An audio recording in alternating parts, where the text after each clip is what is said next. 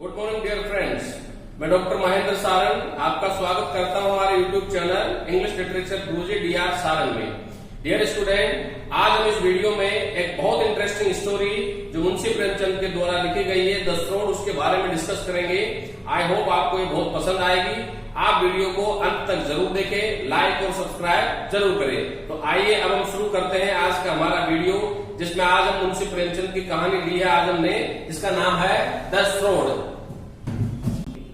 Dear student, the श्रोड जो story है ये मुंशी प्रेमचंद के द्वारा लिखी गई, पब्लिश 1935 में हुई है। यह एक सटायरिकल स्टोरी है। यह एक व्यंग्यात्मक कहानी है जिसमें व्यक्ति की आदर्शता पर और व्यक्ति के जो कुविचार हैं और व्यक्ति की जो आदर्शता उसे किस गर्त में ले जाती है उसके ऊपर ये व्यंग है। ये कहानी बहुत इंटरेस्टिंग स्टोरी है जिसमें केवल 3 कैरेक्टरों से मुंशी प्रेमचंद ने हमें व्यक्ति की आलस्यता, उसके आक्रमण्यता के ऊपर हमें बहुत अच्छे तरीके से समझाया है कि किस प्रकार एक आलसी व्यक्ति अपने जीवन को खो देता है। तो जरा देखिए स्टोरी में यहाँ पे 3 कैरेक्टर हैं।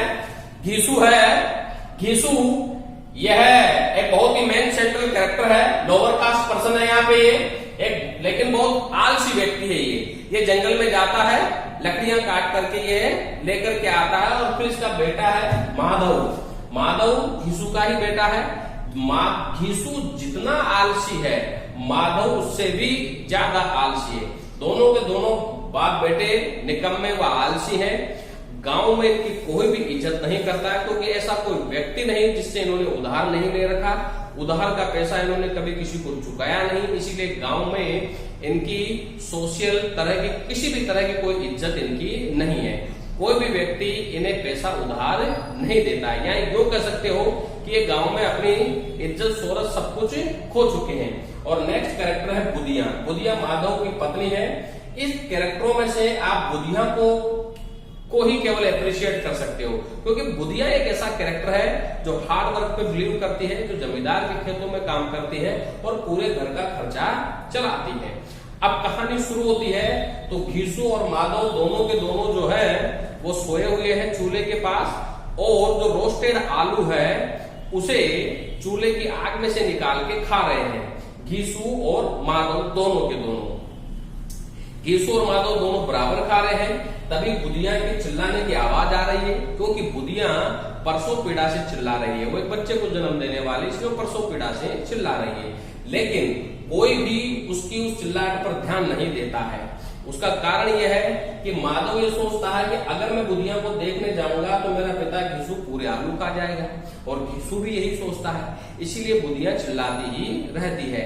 दोनों के दोनों रोस्टेड जो आलू रहते हैं उन्हें खाते हैं, अपना पेट भरते हैं और सोए रहते हैं। इतने निकम्मे आलसी हैं दोनों के दोनों कि घीसू जो है वो लकड़ियां जंगल से काट के लेके आता है, माधव जाकर के उसे बेचता है। घीसू जंगल से लकड़ियां काट के लाने के बाद चिलम पीता है और सारे दिन भर आराम करता है। उसी तरह माधव है, उसी लकड़ी के धंधे से इनका थोड़ा बहुत गुजारा चलता है। और फिर बुधिया जो है वो जमींदार के खेतों में, गांव के खेतों में इनमें काम करके वो इनका गुजर बसर करती है। अब यहाँ पे सारी रात भर ये दोनों के दोनों आलू खाने के बाद सो जाते हैं। बुधिया सारी रात भर चिल्ला करके परसों पीड़ा से वह सुबह तक खत्म हो जाती है। दोनों के दोनों उठते हैं, देखते हैं तो बुधिया मरी हुई दिखाई देती है। दोनों के दोनों उसकी सब के पास में आकर के चीखने चिल्लाने लग जाते हैं, रोने लग जाते हैं और दुआएं देते हैं कि बुधिया जो परसों पीड़ा से मर गई। अपनी आक्रमण्यता के बारे में किसी को बताते नहीं है, इसीलिए गांव वालों उनके तरस करते हैं और गांव वाले को चंदा उगा करके कुछ पैसे इन्हें दे देते हैं ताकि ये दोनों उसका दाह संस्कार कर सकें। क्योंकि गांव वालों के सामने रोजना यही रोते हैं कि हमारे पास में बुधिया का दाह संस्कार करने का कुछ पैसा भी नहीं है। किसी की सलाह पर दोनों के दोनों जमींदार के पास जाते हैं, उसके सामने रोते हैं, चीखते हैं, चिल्लाते हैं, गिड़गिड़ाते हैं और उससे मदद मांगते हैं बुधिया के दाह संस्कार के लिए। तभी जमींदार उनकी तरफ 2 रुपए का सिक्का उछालता है। अरे दोनों एक कुत्ते की तरह उसे लपक के और बाजार जाते हैं। बाजार जब जाते हैं तो इस तरह से उगा करके 7-8 रुपए इकट्ठा कर लेते हैं और दोनों बाजार कफन खरीदने के लिए जाते हैं। लेकिन वहां पर दोनों के दोनों कफन खरीद नहीं पाते हैं और एक शराब की दुकान पे जाके दोनों के दोनों शराब लेते हैं और कुछ तली हुई पकौड़ियां वगैरह, ये जो कुछ खाने के आइटम्स रहते हैं वो ये लोग दोनों के दोनों खरीदते हैं। दोनों के दोनों बाप बेटे शराब पीते हैं, हथकड़ी, और हथकड़ी शराब पीने के बाद जो ये व्यंजन खरीदते हैं उन्हें खाते हैं, और दोनों के दोनों बाप बेटे कुत्ते की तरह लड़ते हुए एक दूसरे से पूरी तरह नाली में गिर जाते हैं। अपनी सुध बुध होकर के नाली में गिरे रहते हैं, सारी रात भर ये वहीं पर गिरे रहते हैं। जब ये शाम तक नहीं आ पहुंचते तब पड़ोसियों ने ही बुधिया का दाह संस्कार कर दिया है। इस तरह से एक व्यक्ति की ऐसी दुर्दशा को इसमें मुंशी प्रेमचंद ने दिखाया है कि एक आलसी व्यक्ति की क्या दशा होती है। ऐसे व्यक्ति पृथ्वी पे भार के समान होते हैं। ऐसे व्यक्तियों का तो मर जाना ही अच्छा होता है, क्योंकि मुंशी प्रेमचंद के अनुसार आलस्यता और अकर्मण्यता व्यक्ति को सामाजिक आर्थिक रूप से ही पंगु नहीं करती है, बल्कि समाज में ऐसे व्यक्तियों का कोई भी स्थान नहीं रहता है।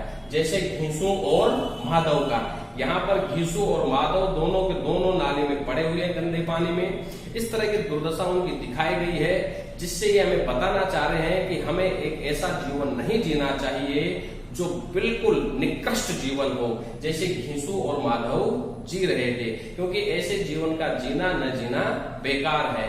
तो साथियों, मित्रों, यह एक बहुत इंटरेस्टिंग कहानी है जिसमें मुंशी प्रेमचंद ने सटायर किया है व्यक्ति की आलस्यता पर, और हमें समझाने का पूरा प्रयास किया है कि हमें हमारा जीवन अकर्मण्यता व आलस्यता से भरपूर नहीं रखना चाहिए, क्योंकि अगर हम ऐसा जीवन जिएंगे तो हमारी दशा भी घीसू और माधव जैसी होगी, और हम इस तरह से सामाजिक स्टेटस, राजनीतिक आर्थिक स्टेटस समाज में खो बैठेंगे।